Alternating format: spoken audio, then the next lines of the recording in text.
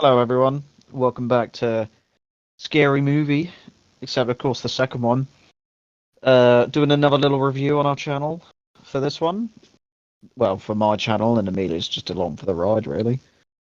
Another review. Sorry, we're a bit behind with. Well, I don't know. I can't even remember why we didn't do it last week. I don't know, but we're here now. We're bringing you Scary Movie 2, of course. We covered Scary Movie 1 probably about a month ago now. And, time to jump in and do the best film in the franchise, I think. Would you say? Yeah, I think we discovered that the first and the best.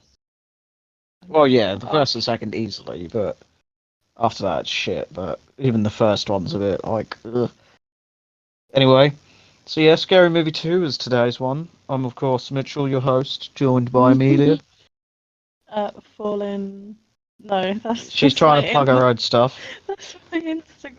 The Obsidian Nook or Petal ASMR. whichever you prefer. Just go to both. I will link one of them in the description. But yeah, Scary Movie 2 this week, of course. As I say, we covered Scary Movie 1 not too long ago, so we thought we'd move on and do the superior film. Mm. So, this, of course, what is. I don't know if you. Well, I don't know if anyone really knows, but you should do. Is the last one to involve the Wayans, so Sean Marlon and their brother Keenan, who the latter directs the film. Anyone born between probably the 1990s up until like 2010, that was the bomb. Yeah. You don't get films like this anymore, Oh, God, no. thanks to Snowflake Britain. No, the Snowflake World. This is an American film. So we'll get straight into it, of course, as I say. Directed by Keenan Wayans, and as I said, the last one to have any involvement with the Wayans family. So our movie begins with a parody of The Exorcist, very well known film, of course, if you've not seen The Exorcist. I haven't seen the original, but I know where that reference comes from. Yeah. It's a very famous film. If you don't know it, go watch it. But there's a house party with a bunch of white people singing a song called "Shake Your Ass," which I had to Google the name of it. I did put white people because it's important to add the priest, Father McFeely. No, that's not Father McFeely. Harris straight up says the N word a couple of times while he's playing the piano and singing along. I assume that's part of the song, and they didn't just have him start singing. Megan, this is the parody of Reagan from The Exorcist, who was played by Natasha Lyonne, I believe. Leone, something. Walks in and pisses on the floor, and she pisses on the floor like crazy. You sing Little Britain where she does that. Yeah, if you've seen Little Britain, which once again is something that you would never see again because of snowflakes and that sort of like cancel culture. There are these two old ladies, and one of them pisses uncontrollably over and over again. I believe it's in It's in a supermarket, I think. Yeah, she's talking to another old lady. It's disgusting, but it reminded us of that. Um, Her mum pushes her into it like a dog, telling her off. bad girl. Yeah, pretty much. I think she does say that. Father McFeely, played by James Woods, arrives and meets with the other priests. Of course, as mentioned, his name's Harris, who is played by Andy Richter. He's mostly known for these sort of like parody films, very silly, out there humor. That's just, as we say, something you wouldn't see anymore because of how the world is going, which is a shame, of course. McFeely. Ophelia gets in and he talks to her, talks to Megan's mum, and decides he needs to bless the house. This is something we quote a lot of blessing the house. He goes to the toilet, and on it I could just leave it there, but he absolutely rips this fucking disgusting shit. I forgot to mention, but Silver is with us this time after his little absence last week or last time. Yeah, he hasn't been. He's not been a very well kitty, bless him, but now he's all snuggled up on my lap, bless him. So he's doing well, and he does have a cameo in one of the New Vegas episodes. So stay tuned for that. Mm. Um, yeah, so he's doing a shit on the toilet, not Silver McFeely. He just gets swarmed by flies just out of nowhere. I think it's probably from the film. I never liked that. Sorry. That is disgusting. He does like rip this like it's just you don't see it, but you hear it, and it's just it's like the cat. Clarify that I have bad sound. Yeah, Amelia's a little bit thick, bless her. So I'll be doing most of the talking like I never do. But yeah. So after he's done blessing the house, he heads into Megan's room. Very much like in The Exorcist, she's like green. We've all seen the image of her in The Exorcist when she's possessed by Zuzu, I think the demon is in that. He basically complains it's cold, and Harris kisses a cross, and his lips stick to it and stretch. It's very typical for that in like cartoons, especially when it's something cold. They always like lick poles or something, or whatever. But of course, they're like their tongues stick to it, and yeah, we've all seen that sort of imagery before. But Harris is Megan basically says to him that I'm fucking your mother, or your mother's here with us, and Harris goes like, "Mum," like his mum is in the bed with her. The fact she appears. Yeah, she literally just throws the blanket out and gets out. It's very weird. While Harris is like reciting this, it's meant to be like a prayer, but he starts just talking absolute bollocks. I wish I could, remember some of the actual quote, but I can't remember it. But he's just listing off a random nonsense. And McFeely gets very horny during this time. Like they start like doing tongues at each other until he ultimately gets on top of this fucking girl and starts dry humping. They all start vomiting on each other, which is disgusting. It's very fake vomit. It's like Nickelodeon slime. It is nasty. It is disgusting. Basically, McFeely just ends it by shooting her in the head, which I don't think that would work with someone who's possessed, but I haven't tried it. And of course, that's our cold open. Oh, excuse me. It's not, for once, we're actually filming during the day rather than like 10 o'clock at night. But I'm still yawning like I do every episode. So after our title card, we catch up with Cindy once again.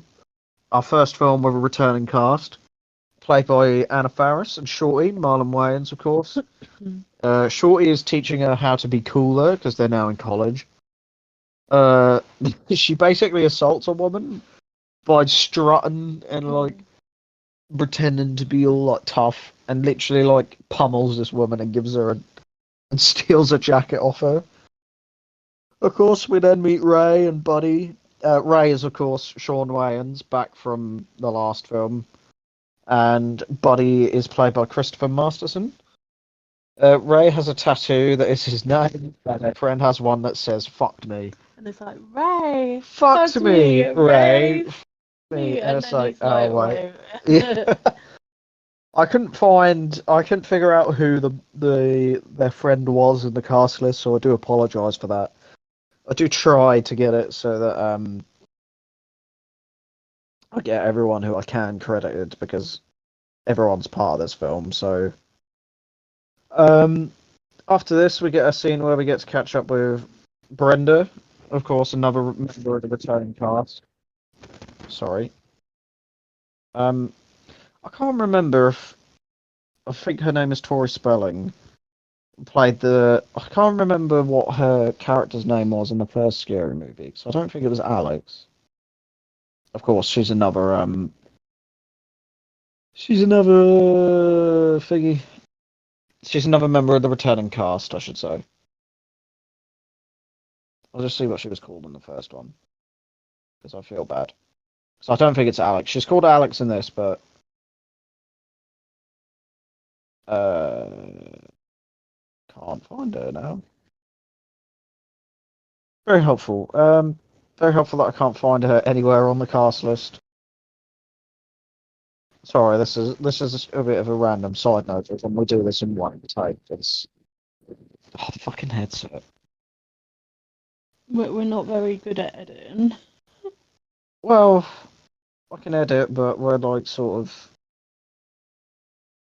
I don't know. Anyway, I can't find her, but her name is different in this than the old one. So, as I say, Brenda and Alex, Regina Hall and Tori Spelling, both returning cast.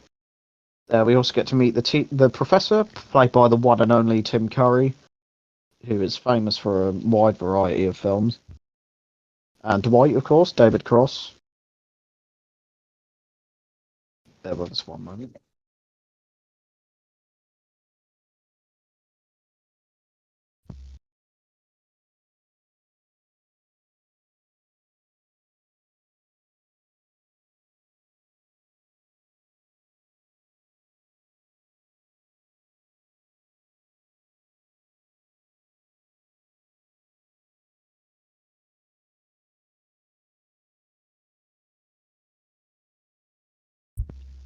Anyway, sorry, just had some technical interference, if you want to call it that.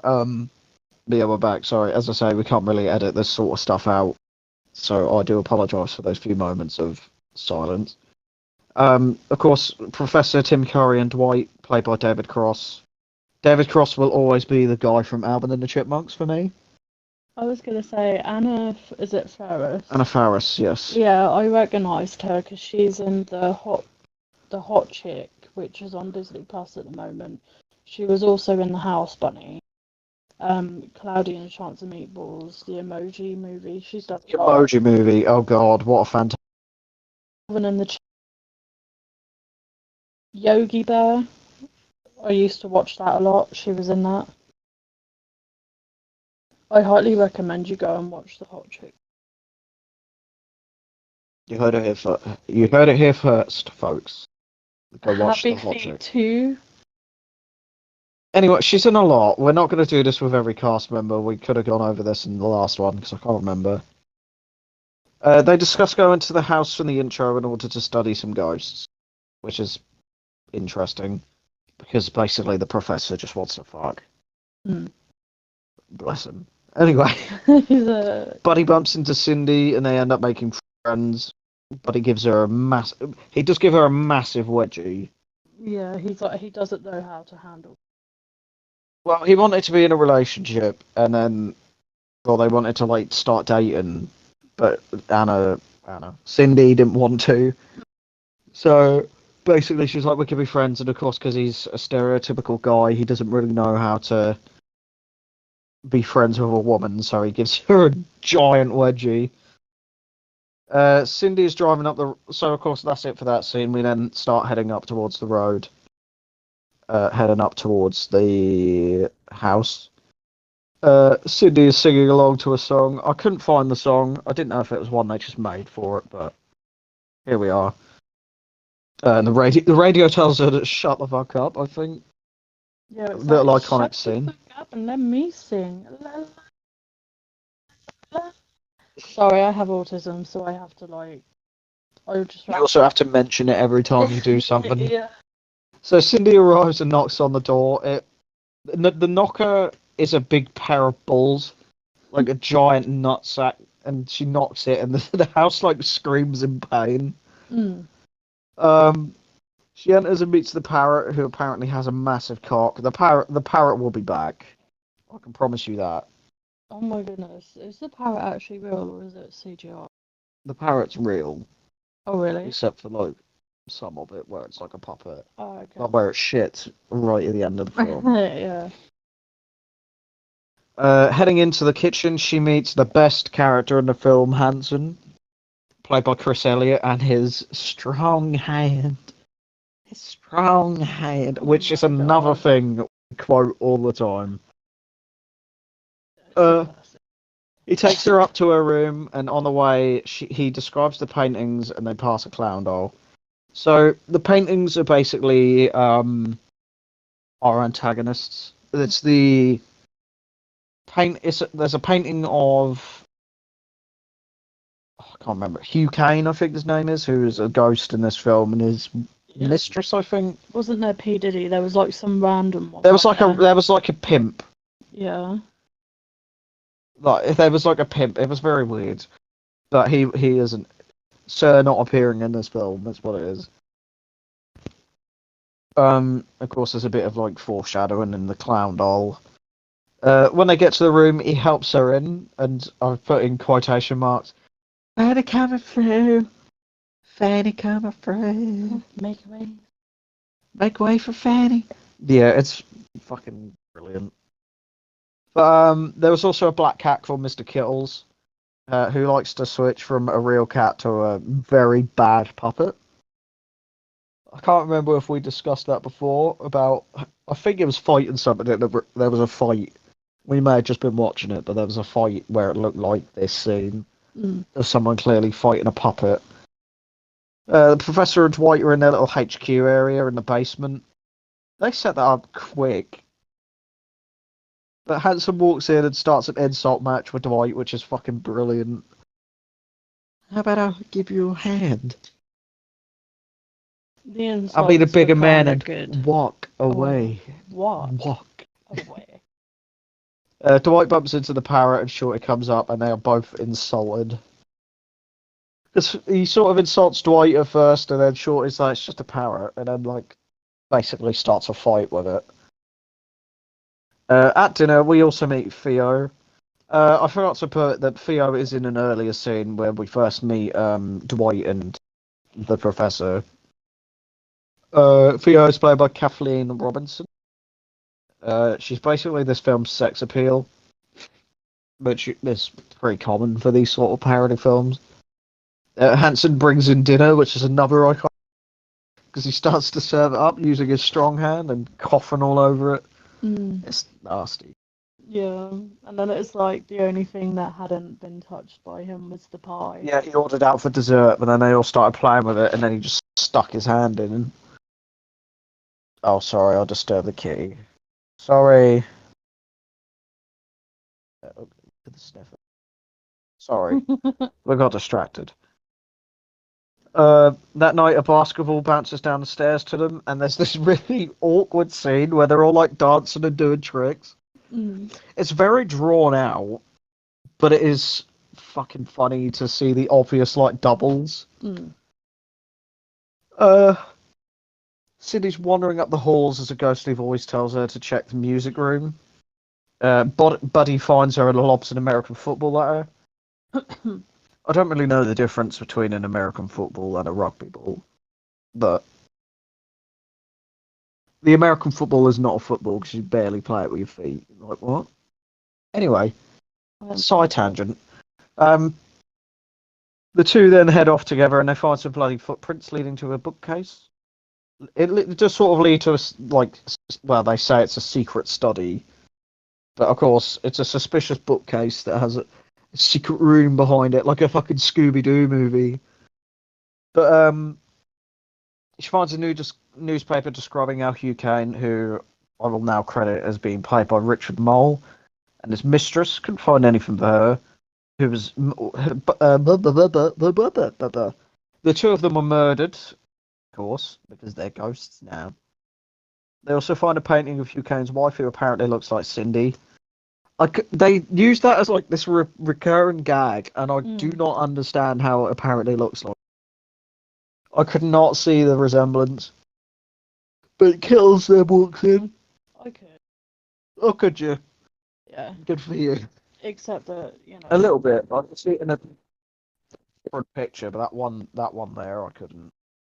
But yeah, Mr. Kittles walks in, hisses at them, and they decide to leave. Oh god, there's this scene. There's the scene. We move on to the fun scene where Alex is found and seduced by Hugh Kane, who is invisible. It is violent sex, like all up the ceiling and up the walls. Ray and Brenda are also getting on in a separate room, and Brenda starts to talk dirty and gets very into it. As in, like, shitting on his face, and that's nasty. He asked for it, dirty. He did ask for it, and that was dirty. Da, da, da, da.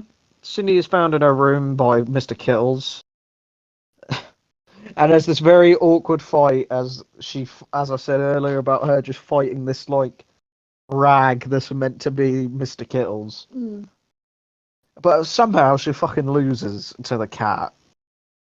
Cats rule. Yeah, well, as we can tell. Okay, I don't know why. It's as soon as we start reviewing, I can't stop fucking yawning. I love it with it. I suppose it's basically the same shit.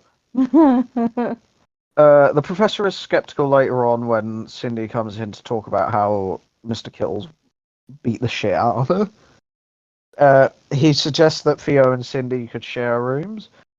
Just because he's horny and wants to watch. It's not the best role for Tim Curry, who played. Don't know if you know, he played the original Pennywise. Oh, did he? Yeah, because there's the one with Bill Skarsgård, the new ones, but there's the miniseries that was originally out. Oh, He played the Pennywise in that. never knew that. Yeah, but he's also in Rocky Horror, and he is fucking brilliant in that. Ray is in his room with the puppet. He looks away and it sneaks under the bed in order to ambush him.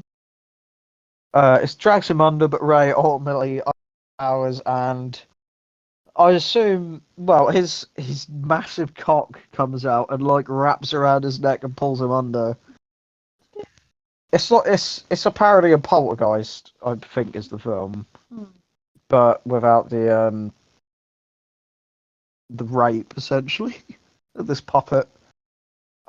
Cindy is then possessed by the ghost of Hugh Kane's mistress, so she heads down and makes moves on the professor, who is down for it. Because of course he is, as I say, he's horny. Before snapping out of it and discovering that the murder happened there. Fuck's sake! Honestly, I'm gonna have a little drink. I might wake me up a bit. But, excuse me.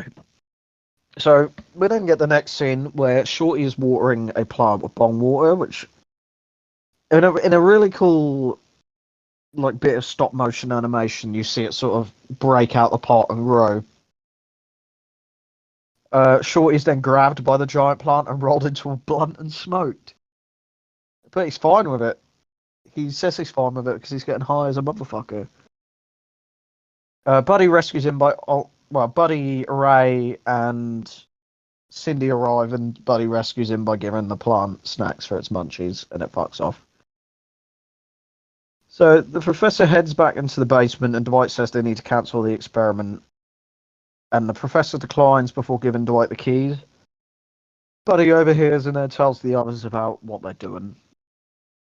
There's not much to say about these scenes. There's not much I can add. It's just like furthering the plot. So Theo then decides to try and distract him into giving her the keys. Basically, she offers to give him the sucky, but he ultimately just decides to suck himself off. He's very much a joke of the disabled person who insists they need to be independent. So he just lifts his legs over his shoulders and starts sucking his own dick. But Theo ultimately just knocks him out and nicks the keys off him. Soon after, the professor is lured away by the mistress's ghost and is presumably killed by her off screen. Because we never see him again, and he sort of screams, and it just cuts away. Okay. Moving on, that's just it. There's nothing more to add. The group retreats into the basement, and Dwight gives them all lasers and thermal goggles. It looked like Quasar, like laser tag. Because they're these big, stupid prop guns that don't look like real guns. And these like silly goggles that people just have and then don't have. They all split up into two groups determined by their race. So Ray, Shorty, and Brendan are in one group, and Dwight, Buddy, Alex, and Theo in the other. And Brenda's like, we're all gonna die. Cindy and Buddy find the furnace, which Hugh Kane has killed in because his skeleton's in there. It's kind of convenient when they get locked up that they've got exactly everything to make A tractor? Yeah. Yeah, we'll get there. It isn't the furnace that they get locked in. They go in and there's in the furnace there's stuff that's been burned. We didn't get the joke. It was clearly a reference to something, but because this came out 22 years ago, it's an outdated reference that I literally had no idea what the fuck it was meant to mean. His skeleton wakes up. The skeleton seems to be a puppet, which is good, instead of this dodgy CGI. It does look really good, even for today's standards. Except until it starts walking, and it's just like like a Scooby-Doo villain. Who's that just walked in? Stasi is now in the room. Stasi, do you want to say hello? No. You might hear him. He might scream it on his way out. Cindy finds Shorty in a closet, and he basically just pushes her back out again. She then finds Brenda, and Brenda decides she's basically like, it's a fucking skeleton. What's it gonna do? So she just pulls its head off, and they just bully it. Buddy finds them and is given a wedgie by Hugh Kane's ghost. I think it's Hugh Kane. Well, yeah, because you see his face for a second. Cindy shoots it and he drops Buddy. The ghost then heads to the hidden room, finding Alex, who has essentially turned it into a shrine of their fake relationship. It's really fucking cringy and creepy. Alright, he did say hello, but... Oh, for fuck's sake, my batteries are low. Stasi. Please bear with us, guys. The world is against us for this.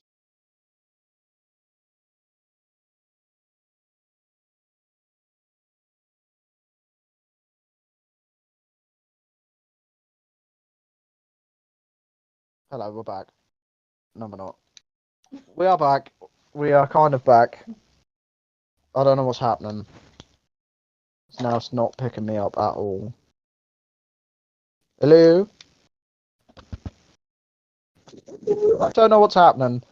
If this is still recording, I am sorry. It's just not working at the minute.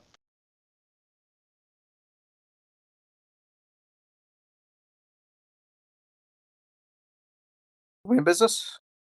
I can't tell. I'm scared. Right, sorry. We're just gonna have to do it.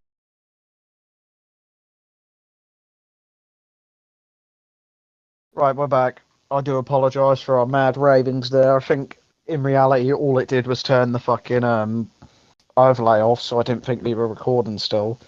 I do apologise. We're back. We're back in business. The cats are on the prowl, so I'm scared.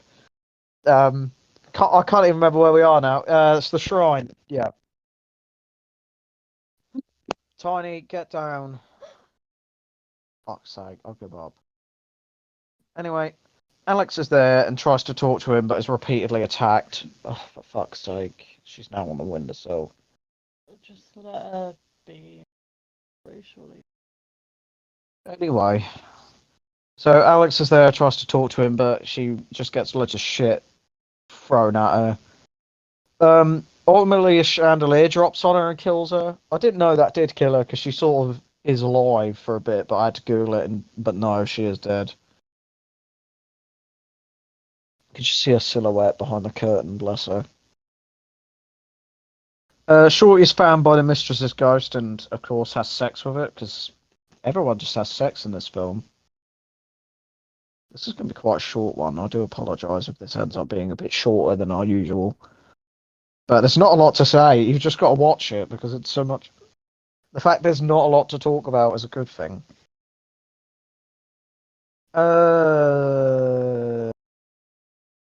Cindy and Buddy are in the lab and are attacked by Hugh's ghost, ultimately locking them in the freezer. Why there's a freezer down in the basement, I don't know. And conveniently, everything they need to make a tractor. Yeah. Fucking hell. Dwight decides he wants to head upstairs to check, while Theo remains downstairs. They basically argue about who should go upstairs, but as I say, Dwight is the stereotype of someone who is disabled and wants to be heavily independent. Stasi don't think about going up there. Anyway, Dwight ends up. Oh no, hang on, I've just gone the wrong way. Back in the freezer, Buddy is freezing, so Cindy rubs him to keep him warm. We've all seen this. Let's be real. We know where this is going. He unbuckles his trousers and she rubs his ding dong. Those are my exact words while I was writing this.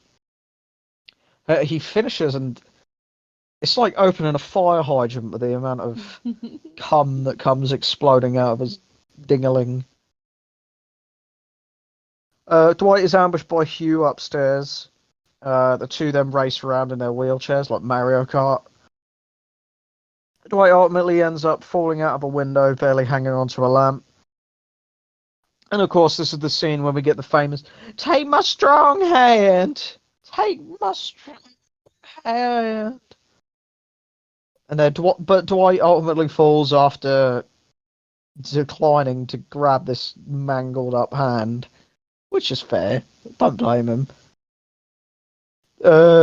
He falls, and Hanson is possessed by the ghost of Hugh after like begging, I'm bacon. In the kitchen, Shorty has been drugged up on a variety of drugs by Hanson, although drugs that Shorty had with him and Hanson didn't do. Hanson opens his head up, like literally, like saws his head open and lifts it, and finds out Shorty's brain is Beetlejuice. Beetlejuice is, well, most of you should know who Beetlejuice is, but apparently he's a rapper. But I don't know, he's just famous for being a meme, basically. Okay, I don't know what Tiny's doing. Women then pursue Hanson, so Theo, Brenda, and Cindy, into the basement, and they fight Hanson. It's very much a Charlie's Angels knockoff. Why? What are you doing? He's not blinking. It's weird. He's got no brain cell. He's a fluff. There's fluff behind those ears. They fight Ray and they fight him. Oh fucking hell! I pressed page down. Ray and Buddy are in the lab when Dwight crawls back to him, still alive. Hanson ultimately explodes, which is a bit weird. He sort of just goes and then explodes. So everyone then heads up into the main sort of like foyer, or like the bit where you come into the house. At this point, Ray has Dwight strapped to his back like C-3PO on Chewbacca, which you have no idea what that is.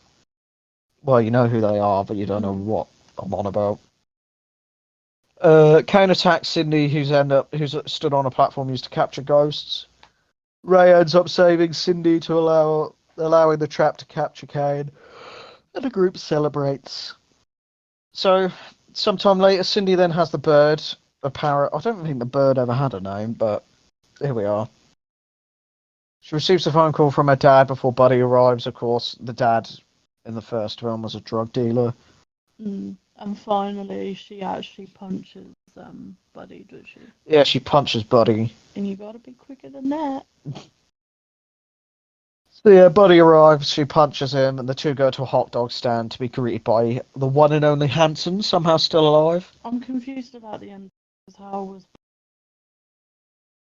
People think it could be a dream. It was weird. But he ultimately walks into the road, starts laughing up into the air, and is hit by a car by Shorty, who's getting a blowjob by the ghost still. Because sex, funny. And he dies. And that's it for the film. As I say, we got through this one a lot quicker than before because there's so much. There's so much that we can't talk about because it's very much some like it's just scenes where stuff happens.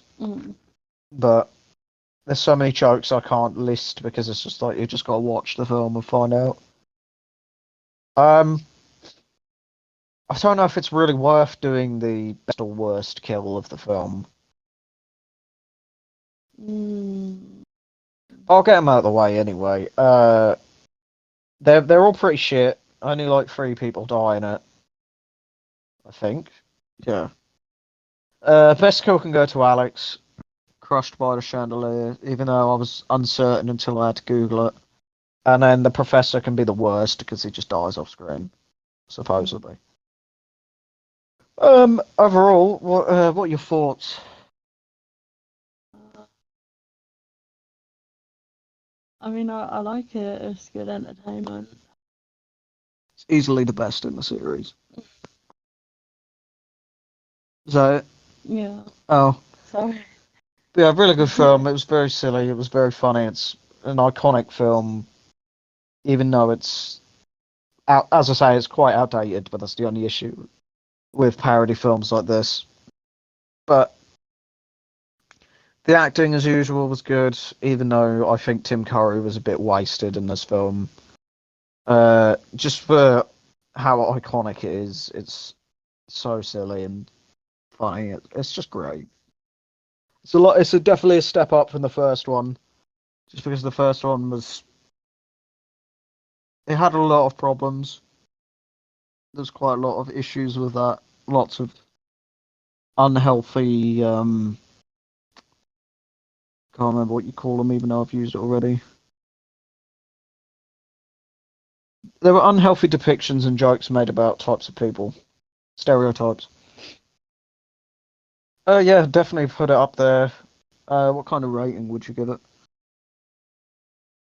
Probably an 8. An 8? Mm-hmm. Yeah, I'd probably have to agree. Yeah, we agree on a number for a change. Yeah. So apologies, this is a bit shorter of an episode. We had a few technical issues as well, so my apologies on behalf of that. But honestly, everything was fine, and then as soon as we hit record, shit started happening. So yeah, we very much enjoyed it. Of course, we've seen this before many times. It's iconic. Silver's chin nearly pressed stop recording. Um, so yeah, we'll be back next week. I think it's your go next week, so we'll wait and see what we have in store. Mm-hmm. We're gonna try our best to get back to doing weekly stuff, but sometimes shit gets in the way, so we'll let you know. Either way, this has been Scary Movie 2. I've of course been your gracious host, Mitchell. Hopefully, I won't have this throat thing next Hopefully she'll be better, but we'll wait and see. It's not like she talks much anyway, so. Anyway, anything you want to plug other than your channels you did at the start of the video? Obsidian Nook and Pearl.